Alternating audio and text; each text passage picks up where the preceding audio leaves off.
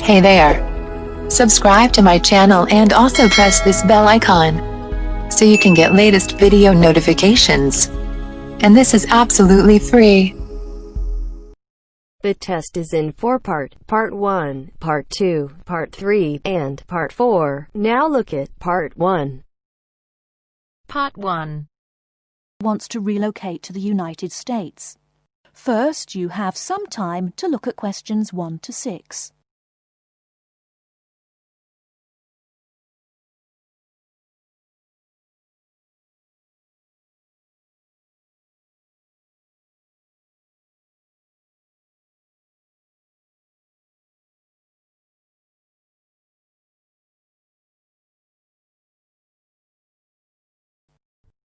Listen carefully and answer questions 1 to 6.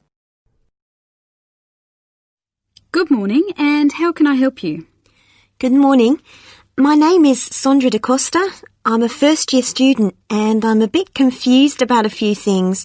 I was told by a lecturer to come here. Okay then, take a seat, Sandra, and let me see how I can help you. Because this is your first year here, I'll need a few personal details.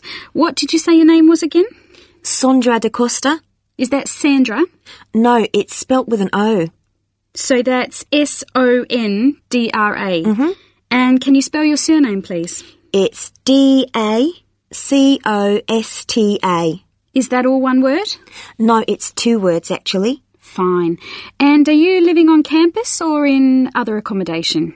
I'm living in university residences in Bramble House, the one on the main campus, room number 13. How are you finding it so far? Much better than I expected. I have quite a large room and we have a shared kitchen and bathroom.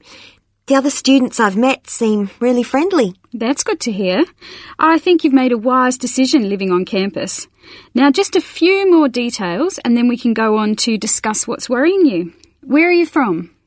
My mother is from South America, but I was born in the north of Spain. That's interesting. And one more thing.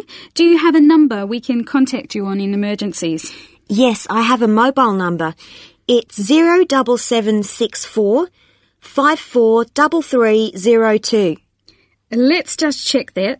Did you say 07764 543332? No, it's 543302. That's fine, Sandra. Thank you. That's all the information I need for the moment. Before you hear the rest of the conversation, you have some time to look at questions 7 to 10.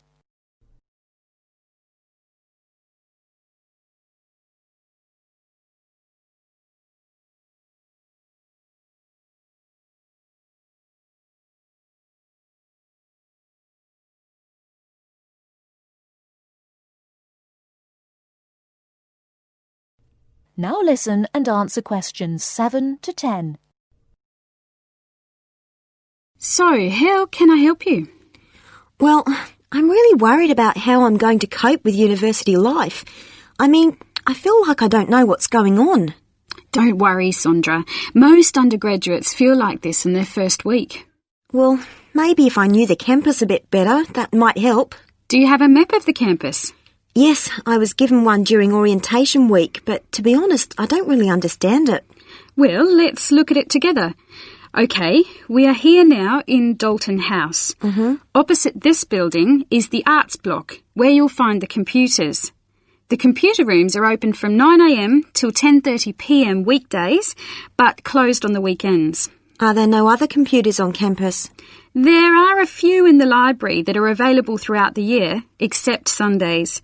To get to the library, you keep going down University Lane, past the science block on your left.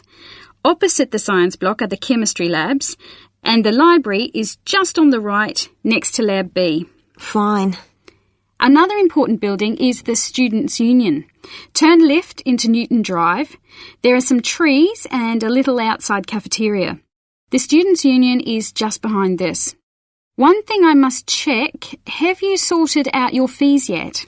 Well, I filled in a direct debit form, so I suppose that means everything is fine. Probably, but you should go to the finance office just to make sure. It's at the end of Newton Drive. You'll need some identification, your passport or student ID. And is there a bank on campus? Yes, it's open normal banking hours and there is a 24-hour cash machine. The bank's in Isaac Street, which runs parallel to University Lane, where we are now. Go past Lecture Hall B and the bank is opposite, just before you get to Lecture Hall A. Great. Probably the best thing to do is to walk around and familiarise yourself with everything. Don't worry, it won't take you long to settle in. I'm sure you're right. I feel a lot better. I also need you to fill in this form for the tutorial file. Take it away with you and then make an appointment to see me again and we'll go over it. My telephone number is on the form here at the bottom of the page. You can ring me anytime between 9 a.m. and 3:30 p.m. from Monday to Friday, except on a Thursday when I'm only available in the morning.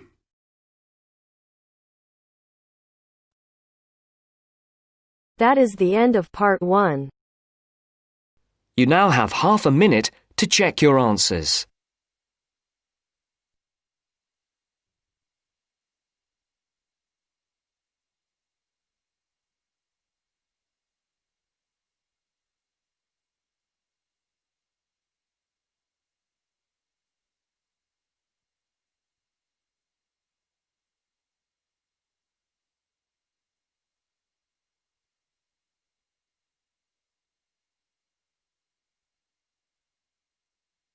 Now turns to part 2. Part 2.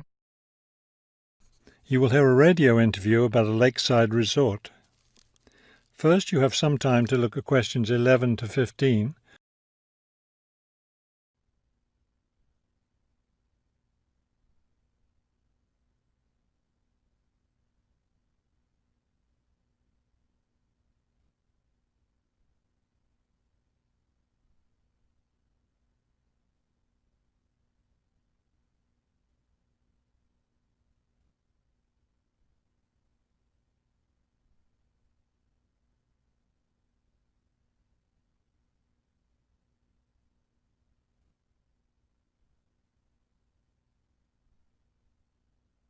As you listen to the first part of the talk, answer questions 11 to 15. Good afternoon, and welcome to today's show. The warm months are with us, and many of you are getting ready to plan vacation trips. To help you with that, we have a special guest today, Robert Sampson, director of the Golden Lake Resort. Robert, I understand Golden Lake is a popular place for families to spend their vacations. Yes, families enjoy spending time at Golden Lake. Many come back year after year. We have a spectacular location and fun activities for both children and adults.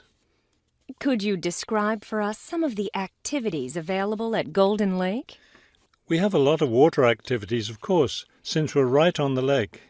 We have a pleasant sandy beach for swimming. We also have canoes and sailboats available, and many of our guests enjoy boating on the lake. I imagine water skiing would be popular among your guests. Actually, we don't permit water skiing in the resort area. It can be dangerous for swimmers and for the canoeists too. We do have a great location for fishing, though, and you'll often see guests fishing from our dock or from the canoes. That sounds very relaxing. What about activities on land? Do you have facilities for tennis? We had tennis in the past, but the courts fell out of repair, and since we found that most of our guests weren't interested in the game, we closed the courts down. So that's no longer an option. And naturally, because of our location in the woods, we don't have an adequate area for a golf course. But I'd like to let your listeners know that we'll be adding a new activity this year. We've made an arrangement with the local stable, so now we're going to have horseback riding available for our guests. We've created several riding trails around the lake. That sounds lovely. Now, what about rainy days? What can your guests do when the weather's bad? We have a games room and a crafts room. When the weather's rainy, some of our very talented staff members offer arts and crafts classes for all ages. What fun! Do you offer any other classes or activities? Before you hear the rest of the talk, you have some time to look at questions 16 to 20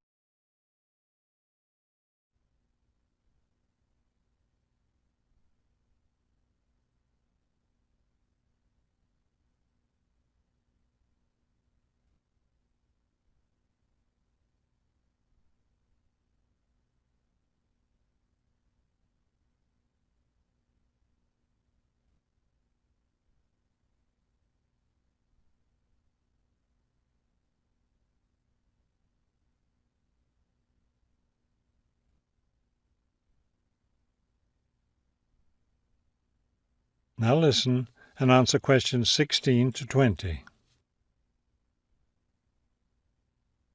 We have a weekly schedule of evening activities which anyone can attend if they choose. Every Sunday we show a film, always something that's suitable for the whole family. Monday's my favourite night because that's dessert night. Our cook prepares a variety of desserts and we get to taste them all. I'd like to be there for that. Yes, it's great. We get more serious toward the middle of the week. Our discussion night is on Tuesday. Discussion night? Yes, we discuss different current events depending on what's happening that week in the news. Then on Wednesdays we have lectures. We invite different experts to talk about local history or nature topics. This is actually one of our most popular evening activities. We found that our guests are really interested in learning about the local area. It sounds quite interesting. Yes, we've had some excellent speakers. Thursday nights are totally different because that's when we play games. That's especially fun for the children. The children love Fridays too because that's talent show night. Everyone gets in on that. Staff, guests, everyone. It looks like you have a lot of fun at Golden Lake Resort. We do. And we end every week with big fun, with a dance on Saturday night. Now I understand a little more why Golden Lake is such a popular place for family vacations. With such a variety of activities, there's something for every member of the family there. There is. And I hope your listeners will consider spending their next vacation with us. That is the end of part 2. You now have half a minute to check your answers.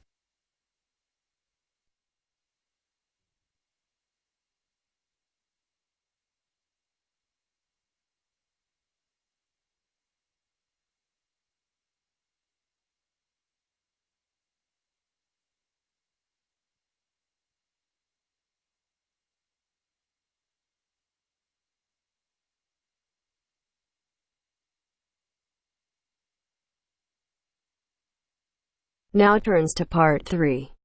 Part 3.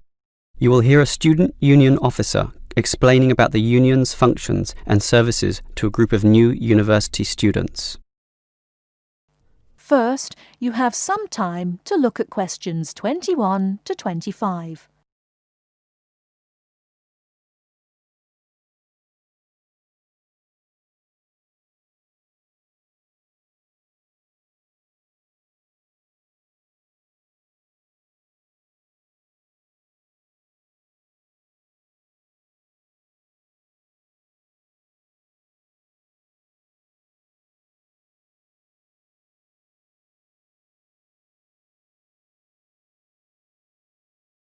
Now listen carefully and answer questions 21 to 25. Hello everyone. Now here you all are, new university students. And the first question you probably have is, what is a student union? Another question is, do I have to join?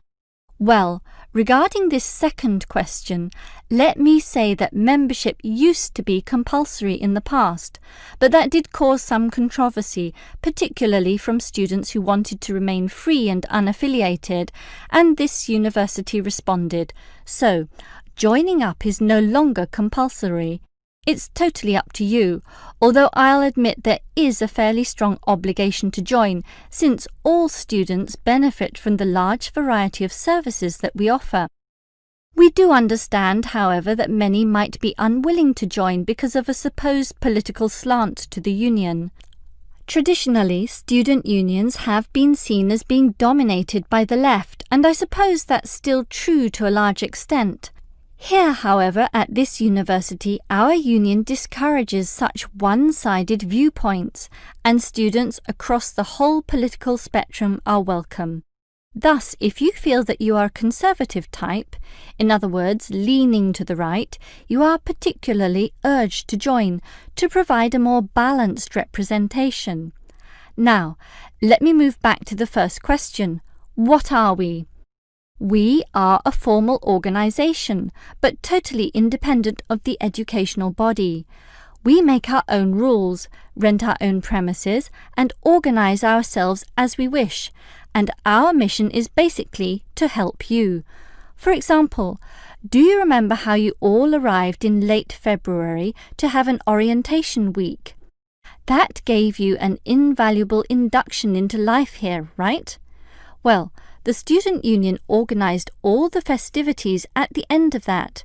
The barbecues, partying and drinking, and even the musical entertainment as well.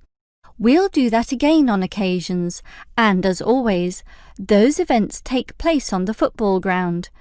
Now, do you have any questions before I move on?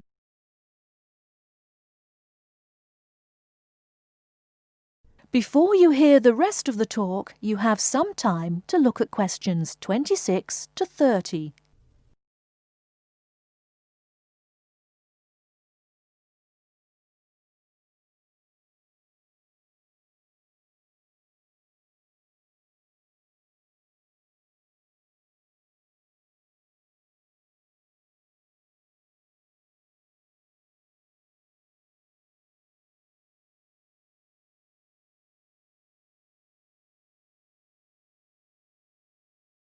Now listen and answer questions 26 to 30. Now, let me tell you more about the Student Union and its basic functions. In general, there are three: social, organisational and representational. Let's look at the first one. Basically, the union provides many social outlets for you to relax and have a better life at university. If you go to our union office, you'll find a list of the many clubs and societies we have, where you can make many friends with people who share a common interest. So, after class, sit with them in the cafeteria and discuss whatever takes your fancy. We also maintain sporting facilities and even our own gym, allowing you to relieve some of that pressure and worry after a particularly hard session in the classroom. And we have some small shops and other places where you can buy clothes and sporting gear, in other words, some retail outlets. And if you flash your Student Union card, you'll get up to 20% discount at the bookshop. But unfortunately, there are no discounts at the union cafeteria. Sorry, no cheap cappuccinos. Finally, there's a Student Union newspaper, and you're welcome to contribute or put in advertisements if you're buying and selling goods or textbooks. You can also place notices of a more personal nature on the notice board of the union office itself. All right, let's move on to our more serious functions, which are helping you get through life here, as well as representing you in times of trouble.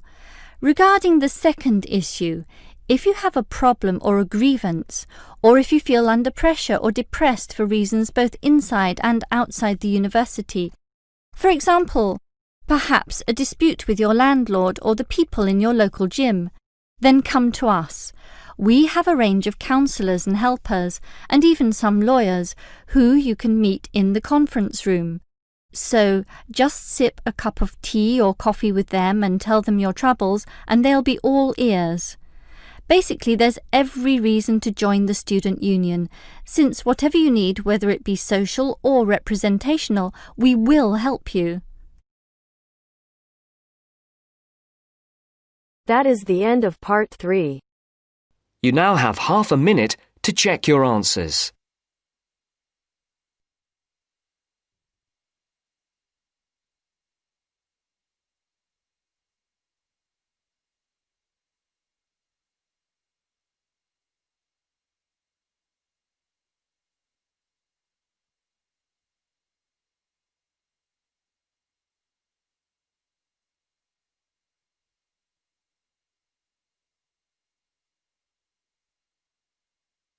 Now turns to part 4.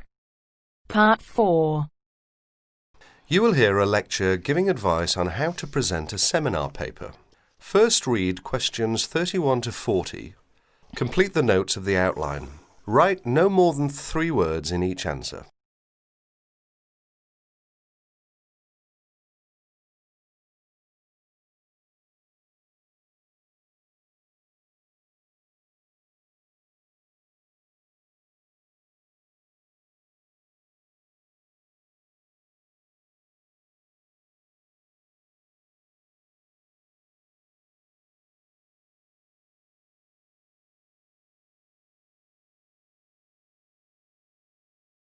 In this talk, I'm going to give some advice on how to present a seminar paper. At one time, most university teaching took the form of giving formal lectures. Nowadays, many university teachers try to involve their students more actively in the learning process. One of the ways in which this is done is by conducting seminars. In a seminar, what usually happens is this. One student is chosen to give his ideas on a certain topic. These ideas are then discussed by the other students, the participants in the seminar. What I'd like to discuss with you today is the techniques of presenting a paper at a seminar. As you know, there are two main stages involved in this. One is the preparation stage, which involves researching and writing up a topic. The other stage is the presentation stage, when you actually present the paper to your audience. It is this second stage that I'm now concerned with. Let us therefore imagine that you have been asked to lead off a seminar discussion and that you have done all the necessary preparation. In other words, you have done the research and you have written it up. How are you going to present it? There are two ways in which this can be done. The first method is to circulate copies of the paper in advance to all the participants. This gives them time to read it before the seminar, so that they can come already prepared with their own ideas about what you have written. The second method is where there is no time for previous circulation, or there is some other reason why the paper cannot be circulated. In that case, of course, the paper will have to be read aloud to the group, who will probably make their own notes on it while they are listening.